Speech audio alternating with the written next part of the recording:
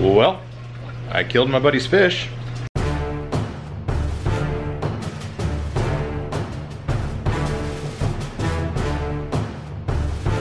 Okay, so before we start this, let's go back a few weeks. What's going on, fish nerds? Welcome back to the fish room. I have got a new quarantine tank set up with some new fish that I want to show you guys. I had a buddy of mine who had a tank, had it running for a while, and then just life got crazy for him. He wasn't able to take care of it anymore, just had too much other stuff going on and just didn't have the time to give the tank the attention it needed. So he asked me, he said, hey, will you take my fish for me? I said, of course, man, I'll take your fish. And so got them in quarantine right now. Want to show you guys. Let's take a look at them. And here they are. Got them all in a 20-gallon tall, just to quarantine. They'll get dispersed around the fish room once everybody's proven to be good and healthy. And looks like it's having a hard time focusing because all these little air bubbles. I just did a water change right before I started filming. But we've got a super red bristlenose, got a Bala shark, a platy. See if we can focus in back there. A molly and a turquoise rainbow. It doesn't want to focus back there in the back. And we've got an angelfish over here. That may be gonna focus. Maybe if I come around here to the side. Yeah, there we go. So this may be a little bit more of a longer term quarantine, just because some of these do have a little, now it's focusing back there. They do have a little bit of fungus and things that my buddy was fighting against, trying to take care of these guys, and so we're gonna have to nurse a couple of them back to health. You can see that platy, or I think you can see right above where his Mickey Mouse is. He's got a little bit of a growth right there. And then our angelfish over here, he had a little bit of fungus going on. Looks like we're actually looking at his healthy side right now, but over on this side of his body you can see the base of his pectoral fin there. He's got some fungus growing there. He did have some stuff growing on his eye, and that's already cleared up, so he's already looking a lot better. And looks like he's got some scales missing, probably where he was scratching on wood or things, scratching some itches there. So we are going to nurse these guys back to health, and I actually plan on waiting to release this video until everybody's doing good, and then I'll put it in one big compilation so you can see the progress of how these fish do.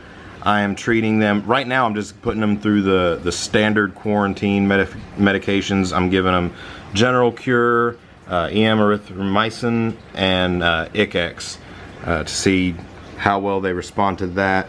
And then if they're still dealing with some issues from there, we might look into some other things. But just gonna get these guys nursed back to health, and then once they've been healthy for a couple of months, we'll start dispersing them around the fish room. Okay, so now present day, let's take a look at this tank and you tell me what's wrong. All right, so what do you see or not see about this tank that doesn't seem right? Let's see, there's 1, 2, 3. Yeah, we're missing fish. The rainbowfish, the Bala shark, and the platy. I came in the other day after having done a water change and adding new medications the night before. I come in here and all three of them are just laying here on the bottom, stone cold dead. Just dead as a doornail. And so I start panicking because that rainbowfish was the one fish in this tank that didn't show any signs of being sick at all. And so I just start panicking because I'm thinking it has to be something I've done, because if any of these fish are gonna, you know, die in this tank, I would have expected it to be him because he has so much of that fungus and things growing out of his face and the whole 9 yards. But it was the rainbowfish and the Bala shark, which were the two healthiest ones in the entire tank. I mean, the platy wasn't in good shape, but still. So I'm thinking maybe I've over-medicated or something, so I just immediately start doing a huge water change. I got the dead bodies out. I did like an 80% water change, and you know, I'm double checking myself. Did I put too much medication in? I you know, went through the routine, and no, I don't think I did, but still. And then I finally notice This sponge filter had no bubbles coming up. They suffocated because this airline that comes in actually runs from another tank in order to get to this part of the garage, and so it actually runs across the floor at one point. And I had moved a tub, I'd shoved it over to get it out of my way, and in doing so I inadvertently pushed it on top of the airline tube and pinched it off, and so there was no air coming into this tank. And the rainbow and the Bela shark and the platy, all three suffocated in this tank because of me. I killed them. So Ryan, buddy, I'm sorry about your fish, bro. I killed them. You trusted me with your fish, and I killed them. But you know, it's one of those things. You don't do it on purpose. It's an honest mistake, and you just have to own it and get on with it. I mean, it stinks though, because that rainbow was gorgeous. That turquoise rainbow was a beautiful fish. I hated to lose that fish. But you know, I mean, you just take it and roll on. As for these guys though, they are doing a lot better. The molly's looking great. Pleco's looking great. The angelfish still has a long way to go, but he has come a long way as well. He's showing his good side to us right now. Once he turns around, I'll show you his fin, where he had all that fungus growing on the base of his fin. It's actually looking a whole lot better. The growths coming out of his face, those are gone entirely. And you can see he's shedding a layer of mucus there, and he's been doing that. Because every day or so he sheds another layer. But I'm thinking that has to do with all the fungus growth that he had on him and stuff, and it's just part of the healing process. There's that fin. You can see he does still have some fungus there at the base of that fin, but it's looking a lot better. Those growths are gone.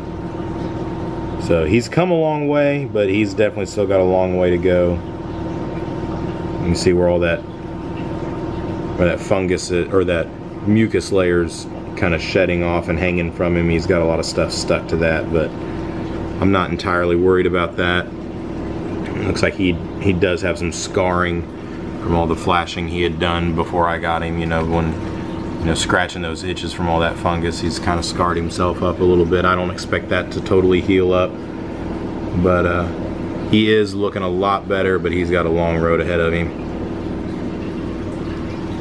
So that's what's going on in this tank, guys. I was planning on doing just one big video start to finish of getting these guys all healed up, but it's just going to be too long of a process for this guy. It's just going to take too long. So we're just going to leave it here, and I will keep you guys updated in future videos, especially when we finally get this guy out of quarantine. I'll do a video of releasing him into his new permanent home. But yeah, it stinks that we lost the ones that we lost, but at least the ones that we have left are showing progress and getting better. Alright guys, so that's my tragedy of the week. I mean, things happen sometimes in this hobby. I mean, you're dealing with living things and trying to care for them, and sometimes things happen and you hate it, but you just got to keep plugging on, learn from your mistakes, and keep on going. But let me know in the comments below what is either your latest or your worst fish keeping disaster, something that's gone wrong in the hobby, and what you learned from it. How about that? Let's turn this into a learning experience. So throw me something in the comments below to tell me a mistake that you learned from and what you learned from it. All right guys, and so with that, I'm gonna say thank you for watching. You guys are awesome. God bless you, fish nerds. I'll see you next time.